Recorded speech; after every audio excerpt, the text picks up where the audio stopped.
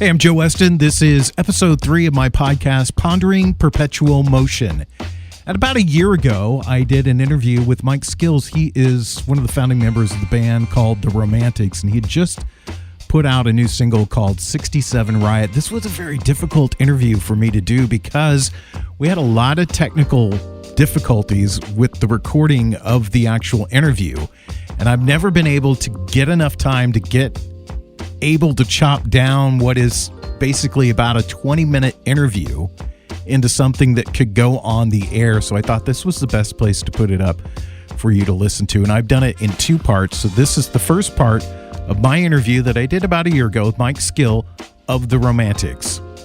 Joe Weston, and I'm joined in the studio, well, not in the studio, but via telephone with Mike Skills. He is a founding member of the band The Romantics out of Detroit. Mike is in Portland now. Are you doing okay? Yeah, we're doing good now. Pretty good. It's a crazy year. It is. And it's insane. It seems like this year has gone on forever. But I wanted to start out our conversation today by talking about I'm a big fan, first of all. I've told you the story 4 times now that party tape circulated around town, and on it was Bop, and that was my introduction to the Romantics. I bought all your albums, and a big fan, truly a big fan. But I wanted to talk to you about, you have a new song that's out right now, and I got a chance to listen to it. It's called 67 Riot. And you play on it with another friend from Detroit. Tell us about that. That's Wayne Kramer from the wild and crazy and political and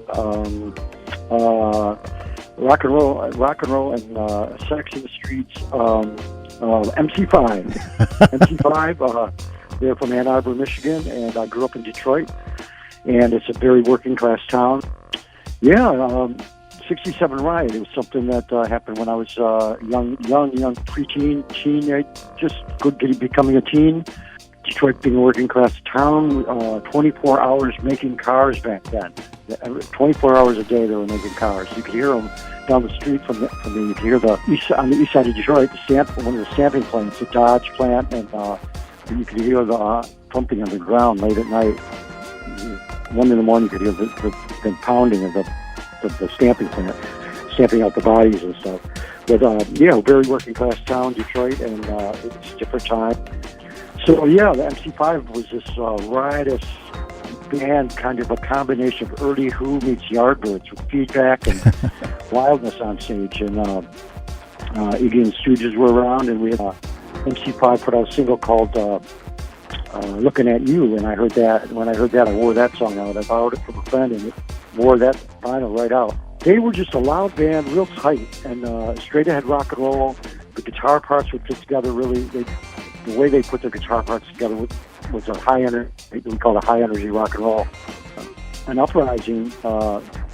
Black folks working in the car company. So they were 24 hours building cars, and they would get the menial jobs. They weren't getting the right jobs, and pay wasn't fair, and not just that, just everything. Just everything kind of just came to a head, and just kind of blew up in downtown Detroit, outside the downtown of Detroit. They had everybody afraid that it was coming to your neighborhood. It was just like we hear that kind of rhetoric today. Coming to your neighborhood and going to burn your neighborhood down, and down the corner, down the street from my house, you have helicopters overhead and jeeps and National Guard, and it was crazy. It was kind of crazy, getting crazy, and but the riot happened, and they had everyone afraid, and I was 12, 13 years old or something, so I was just learning guitar, and that was kind of a turning point in my mind with a lot of us in Detroit. The way things happened, Detroit was never the same afterwards. We scared people so bad that people moved out of town and moved north, and it was this exit, white flight, and it was not good, Still feeling it today, and they're just rebuilding Detroit from all that. But so 67 Riot stuck in my head, and I mean, the vibe, the whole scene, the whole. I had a bunch of songs that I completed last year and previous years. I've been writing and thought 67 Rye would be a good title. It sat for a while. It sat for a little while. I wasn't recording yet, and I'd say 6 or 7 years ago, I started finishing the song up, and I got in the studio maybe 4 or 5 years ago and actually recorded a demo of it. And then one of the demos I think became the backtrack, the bed track, which would be drums and a guitar. And then I went to the studio and finished the rest off. And this year, at the end of last year, I gave it to my friend I talked about, producer Chuck Alkazian, well-known producer around the country and the world. He's remixed Madonna and Chris Cornell and Eminem, and he's big in Detroit. And he pulled it together with a mix, and we sat down and mastered it. It came out really good. I released it solo of my own, and then we were talking in the studio, and Chuck's going, you talked about Wayne Kramer, why don't you give a call, see if you can come play on the song. I didn't want to, I was afraid to call him, he's like an idol, cat in MC5, and I watched as a young kid, and learned from him. I learned a lot of my guitar writing came from the two guitar players of the MC5, a lot of that style. Anyway, so took that and released it called Wayne Kramer, and that's what we have now. It's released on a 45, vinyl 45, vinyl release, available on MikeSkill.com and all the streaming outlets. Bandcamp, it's on MikeSkill.com and Bandcamp and all of them. Spotify, iTunes, Apple Music, and Amazon, iHeartRadio, Shazam, TikTok, Pandora, all of them.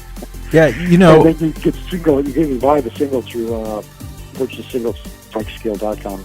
It's a different world today, and I wanted to talk to you about that a little bit because you were talking earlier in our conversation about guys like Bob Seger who they record something in a little studio and they could find somebody that would press it for them and they would put it out and it would get played regionally and become a hit for them and they could tour off that. These days you have to do Spotify, Facebook, Pandora, Apple. You have to do all this stuff. Has that changed the way that you look at music? Has that changed the way you look at the music industry? I don't worry about it too much. Luckily with Romantics, I have a good foundation as far as I still have stuff coming in from the label, from the recordings. Mm-hmm. So I can pay for my house and drive a car. But it's different. It's like your own.